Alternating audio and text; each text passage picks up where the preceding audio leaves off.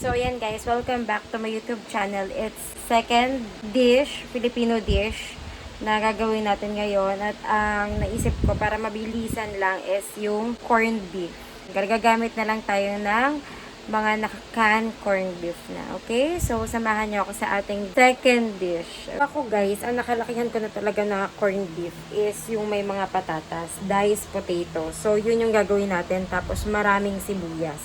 Kasi, kung mahilig ka sa sibuyas, lalong mas masarap ang corned beef kung marami siyang onion. Since napag-usapan din natin yung mga silog meals kahapon or dun sa pinakauna nating Filipino dish is ginagawa din itong corned beef as part ng silog. Yun yung tinatawag nilang corn silog dito sa Philippines. Pero hindi corn silog yung gagawin natin ngayon. Corned beef lang talaga siya na walang sinangag at walang itlog. So, bili tayo ng corned beef sa labas ng ingredients. Ipsay nila la Ruby ah. Wow! Ayan guys, so nakabili na tayo ng ingredients and then let's prepare. Yung iba nagayat ko na, pero yung patatas hindi ko pa nagagayat. Kasi, in between, being a stay-at-home mom, nagbantay pa ako ng bagets. Ngayon, siya ay nag-take a bath kasama ni Dada para matuloy-tuloy natin itong niluluto natin. So, ito ang ganap ko ngayon. Ito na yung mga nahiwa ko. Itong bawang at saka itong sibuyas. So, nagayat lang ako ng dalawa. Itong maliliit pang gisa, tapos ito pang toppings. Gusto ko kasi may parang medyo hilaw-hilaw na sibuyas sa ibabaw. So, ito pa yung ating patatas. And then, ang ating corned beef. Yan. Ayos lang natin. Ang bawang. Ilalagay ko sa link, yung Shopee link nito. Maganda to kasi naghihiwa-hiwalay siya ng mga condiments. Mama, dede?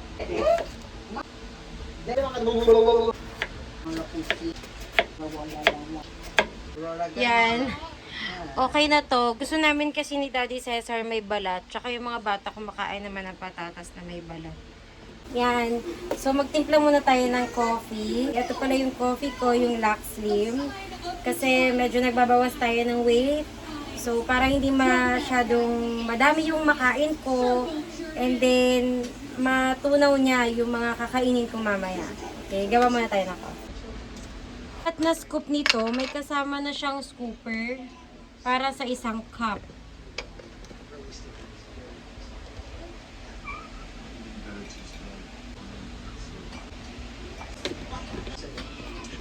Hi! May kasama akong magluto ngayon. Hindi ako nilulubayan.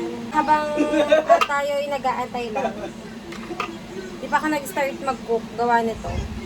Ulit na to. Kayo rin ba mga mami? Diba? Medyo natatagaran tayo sa mga gawain natin kahit mabilis lang dapat siya dahil sa meron tayong mga little ones. Diba? Shy 1-year-old. And still breastfeeding. So, thank you, Lord, for the blessing of milk. Yan. Magluluto lang si Mama, ha? Bye-bye! Bye-bye ka na sa kanila. Ayun guys, nakatulog siya. Let's continue na yung pagluluto kasi nakatulog na si baby. So, nagayat ko naman na lahat. Magkakape lang tayo.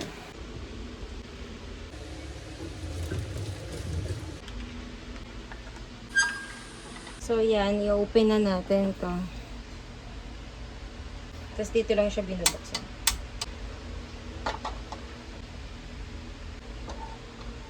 So, ito munang patatas yung uunahin natin. Ipa-fried lang muna natin to. Kung gusto natin sa patatas is medyo, toasted. Para siyang roasted potato, ganun. Hanguin na natin to.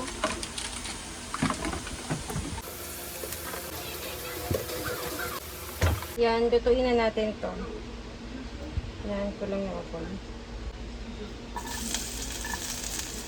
Yan. Kagaya ng dati, mas masarap, mas maraming bawang. Mainit na masyado yung kalan. So, lagyan na natin ito mga to.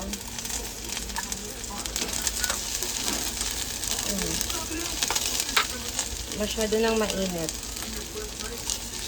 Okay lang yan.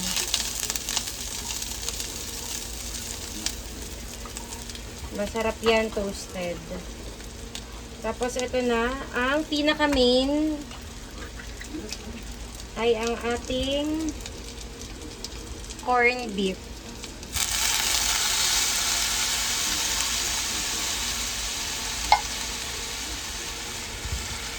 Yan. Halu-haluin mo lang yan. So, para mas maluto yung corned beef, ang ginagawa ko ay nilalagyan ko to ng water. Yan. Tapos, para mas masimot yung nasa loob. Yan.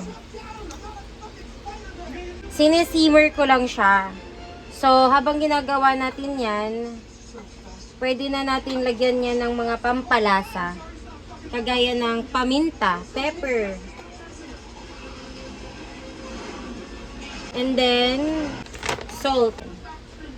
Kayo nang bahala maglagay kung ano pang pampalasa yung gusto nyo. So, ayan. Antayin lang natin siya mag-simmer para medyo malesen na yung ano niya, sabaw. Kasi hindi naman masabaw na corned beef yung gagawin natin. Pero gusto ko kasi medyo saucy siya. Hindi siya tuyot na tuyot. Antayin lang natin. Pwede rin naman siya halu-haluin.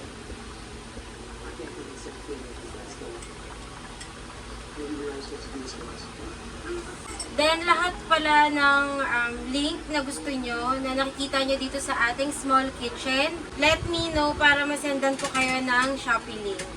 Pero yung iba na mga ginamit natin ngayon, kagaya nitong parang division na to, yan.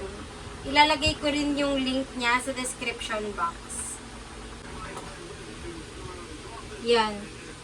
Antayin natin na malesen na yung ano niya. Para mas manuot yung lasa ng mga seasoning na nilagay natin. And guys, kung gusto nyo ng masabaw na corned beef, masarap lagyan nyo siya ng tomato. Ayan, medyo nagsisimmer na siya, oh. Konti pa. Pero pwede na natin ilagay itong potato. Yan. Yung ating mga onions. Nagtira lang ako for, pero ayan ang ating corned beef. Kita nyo? Okay na yan. Para sa akin, mas maganda yung medyo ganyan. Juicy-juicy. Parang may konting sarsa. No? Makita nyo yan? Diba? Yan ang masarap. Ma-juicy-juicy pa. Masarsa. Maraming sarsa. Yan. O, diba? Ayan ang ating corned beef with potatoes and onions. Ayan, so guys, ito na yung corned beef natin. Achieve natin yung corned beef, oh. So, tara, kain na tayo para maipartner na natin to sa mainit na kanin. Kung ginaya nyo rin tong recipe na to, comment down kayo. Kain lang kami, tapos samahan nyo kami. Tulog pa kasi yung mga bata, so kami muna yung unang kakain. Gahain lang ako. Yan, kuha tayo ng rice. And then, itong corned beef. Sarap.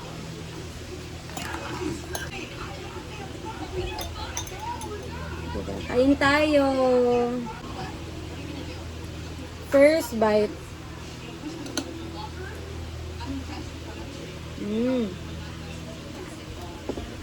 Ang sarap.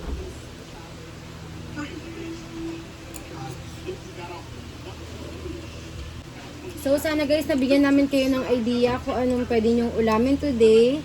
And this is the second Filipino dish. We have 48 dish to go. So, more to come. Thank you so much guys for watching. Kain lang kami. Bye!